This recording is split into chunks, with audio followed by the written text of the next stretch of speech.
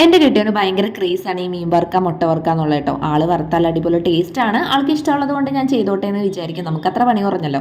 അങ്ങനെ പതിവ് പോലെ തന്നെ സൂചിച്ചേട്ട മീൻ വറുത്തു മുട്ട വറുത്തു അതും കൂട്ടി ഞങ്ങൾ ചോറൊക്കെ തിന്നു കേട്ടോ. പിന്നെ അതിലെ കൂട്ടാനൊക്കെ ഉണ്ടായിരുന്നു. അതിനുശേഷം നമ്മൾ മീനിൻ്റെ കൂടെ അയിലയുടെ കൂടെ മണങ്ങ് മേടിച്ചിട്ടുണ്ടായിരുന്നു. അപ്പോൾ അതൊന്ന് നന്നാക്കി വെക്കാമെന്ന് വിചാരിച്ചു. അതാവുമ്പോൾ രാവിലെ എണീറ്റ് പിന്നെ ബാക്കിയുള്ള കാര്യങ്ങളൊക്കെ ചെയ്താൽ മതിയല്ലോ. മീൻ നന്നാക്കാന്ന് പറഞ്ഞ ഒരു മെനക്കെട്ട പരിപാടിയാണ്. പക്ഷെ അത് തിന്നാനാണെങ്കിൽ ഒടുക്കത്തെ ടേസ്റ്റ് അതാണ് കേട്ടോ ഉള്ളത്. അപ്പോൾ എന്തിനും അതിൻ്റെതായ കഷ്ടപ്പാടും ബുദ്ധിമുട്ടും എല്ലാ കാര്യങ്ങളും ഉണ്ടാവും നമ്മൾ മനസ്സിലാക്കണം. അങ്ങനെ അതൊക്കെ വെട്ടി വൃത്തിയാക്കി ഞാൻ ഫ്രിഡ്ജിലോട്ട് എടുത്ത് വെച്ചു. പിന്നെ നാളത്തേക്ക് കടലൊന്ന് വെള്ളത്തിലിട്ടിട്ടുണ്ട്. ബാക്കിയുള്ള പാത്രങ്ങളൊക്കെ കഴുകി ഞാൻ നേരെ പോയത് ആവി പിടിക്കാനാണ് കേട്ടോ. നല്ല തുമ്മലുണ്ടായിരുന്നു. അപ്പോൾ 2 പ്രാവശ്യം ആവി പിടിച്ചപ്പോൾ ആ ഒരു തുമ്മലും തലവേദനയൊക്കെ മാറിക്കിട്ടി. പിന്നെ പിറ്റേ ദിവസത്തെ വീഡിയോ ആണ് കേട്ടോ. രാവിലെ തന്നെ ഗ്യാസൊക്കെ ഭയങ്കരമായിട്ട് ബിസിയാണ്. ചോറിൻ്റെ വിസിലൊക്കെ പോകുന്ന നേരം പിന്നെ പിള്ളേരും സൂചിച്ചേട്ടനൊക്കെ എണീക്കണ നേരം കൊണ്ട് അമ്പലത്തിൽ പോയി വരാമെന്ന് വിചാരിച്ചു. അങ്ങനെ അമ്പലത്തിൽ പോയി വന്നപ്പോഴേക്കും ഇത് 2 പിള്ളേർ എണീക്കാനൊക്കെ തുടങ്ങിയിട്ടുണ്ടായിരുന്നു കേട്ടോ. പിന്നെ അവരായിട്ട് കുറച്ച് നേരം ഇരുന്നതിന് ശേഷം വീണ്ടും അടുക്കളയ്ക്ക് ചെന്നേ. അപ്പോൾ നമ്മൾ നെരിശ്ശേരിയാണ് ഉണ്ടാക്കുന്നത്. മത്തങ്ങ മേടിച്ചിട്ടായിരുന്നു. തുമ്പിക്കുട്ടിക്ക് ഇപ്പോൾ ചോറിൽ മത്തങ്ങയൊക്കെ പുഴുങ്ങി കൊടുക്കാറുണ്ട്. അപ്പോൾ അതിൻ്റെ കൂടെ ഞാൻ ആ ബാക്കിയുള്ള മത്തങ്ങയും കൊണ്ട് എരിശ്ശേരി ഉണ്ടാക്കാമെന്ന് വിചാരിച്ചു. പിന്നെ പുട്ടുണ്ടാക്കി. അതേപോലെ തന്നെ മീനൊക്കെ ഒന്ന് വറുക്കാനായിട്ട് ഇതേ മുളക് പുരട്ടി വെക്കാൻ കേട്ടോ. ഞാനിപ്പോൾ ഇപ്പോഴായി പിന്നെ ഫ്രിഡ്ജിലൊന്നും വെക്കാറില്ല.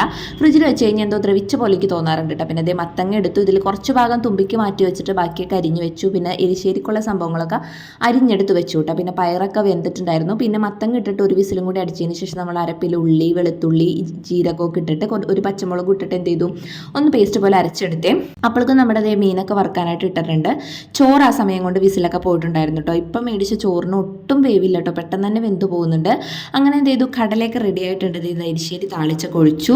പിന്നെ നമ്മൾ പുട്ടും കടലയൊക്കെ തിന്നാമെന്ന് വിചാരിച്ചു. അങ്ങനെ ദേ സുധിച്ചേട്ടൻ അവിടെ നിന്ന് തിന്നുന്നുണ്ട് കേട്ടോ. അപ്പോൾ അതിൻ്റെ ഇടയ്ക്ക് ഞാൻ എരിശ്ശേരി ഒന്ന് ടേസ്റ്റ് ചെയ്ത് നോക്കുകയാണ്. പിള്ളേർക്ക് പുട്ടും കടലയൊക്കെ കൊടുത്തു. അതിനുശേഷം ഞാൻ എന്ത് ചെയ്തു ബാക്കിയുള്ള മണങ്ങ് കറി ഉണ്ടാക്കാമെന്ന് വിചാരിച്ചു. മണങ്ങ എപ്പോഴും മുളക് ചാറ് വെക്കുന്നതായിരിക്കും കേട്ടോ നല്ലത്. പിന്നെ ദേ ചോറ് കൊണ്ടുപോകുന്ന പാത്രമാണ്. അപ്പോഴായതുകൊണ്ട് സൂചിച്ചേട്ടൻ ഒരു ഇലയൊക്കെ വെട്ടിയിട്ടാണ് ചോറ് എടുക്കുന്നത്. പിന്നെ നമ്മുടെ മീനൊക്കെ സെറ്റായി വന്നിട്ടുണ്ട്. ഒരു പച്ചവെളിച്ചെണ്ണയും കൂടെ ഒഴിച്ചിട്ടുണ്ടെങ്കിൽ മീൻ കറി റെഡിയായി.